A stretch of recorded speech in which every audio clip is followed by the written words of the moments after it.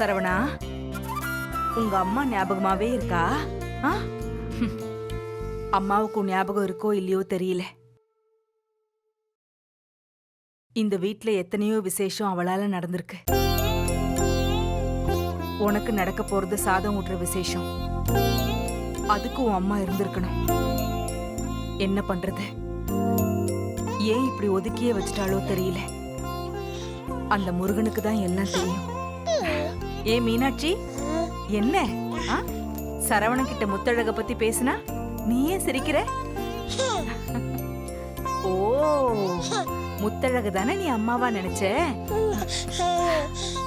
அவ தாய்ப்பால்ல வளர்ந்தவ, அதான் முத்தழகன்னதும் நீ சிரிக்கிற. அழகி. இங்க பாருங்க, கலர் கலரா இருக்கு பாரு சரவணா. என்ன ஆண்டி, மீனாட்சியோட பேசிட்டு இருக்கீங்களா? இது பாருங்க ஆண்டி, இந்த அரிசியில தான் மீனாட்சிக்கும் சரவணனுக்கும் இன்னைக்கு சமைச்சு தர போறோம். ரொம்ப விலை உயர்ந்த அரிசி ஆண்டி, ஃபாரின்ல பண்ற ஆர்கானிக் விவசாயம், சர்டிஃபைட் தெரியுமா? அதுவும் லோ கிளைசமிக், ரொம்ப நல்லது. பசங்களுக்கு சுகர் எல்லாம் வரவே வராது. எது? இந்த பசங்களுக்கு சுகர் வராம இருக்கிறதுக்கு இந்த அரிசியா? ஆமா ஆண்டி, இத பத்தி வீடியோ கூட இருக்கு, நான் உங்களுக்கு காட்டவா? வேண்டாமா, அவசியம் இல்ல. இதுவும் அரிசி தானே? அப்போ அக்கா கிட்ட கொடு, அவங்க நல்ல குழைய சாதம் வடிச்சு தருவாங்க. பசங்களுக்கு சாதம் ஊட்டுறதுக்குன்னே வெள்ளி கிண்ணம் வாங்கியிருக்கேன். சாதம் ரெடி ஆனதும் அதுல கொண்டு வந்து சாமி மாடத்துல வெயி. ஐயர் வருவாரு, பூஜையை முடிச்சிட்டு இவங்களுக்கு ஊட்டி விடலாம். சரிங்க ஆண்டி.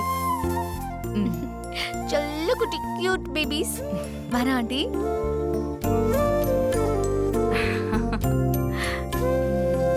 என்ன பாக்குறீங்க? ரெண்டு பேரும் ரெடியா? என்ன மீனாட்சி, அம்மா வாங்கிட்டு வந்த அரிசி சாதம் சாப்பிடலாமா?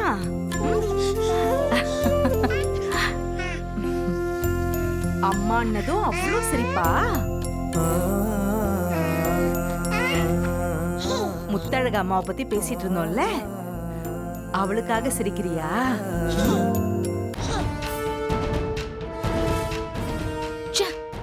இப்ப எதுக்கு வீட்டை விட்டு போன அவங்கள பத்தி பேசணும்? அதுவும் ஏன் மீனாட்சி கிட்ட?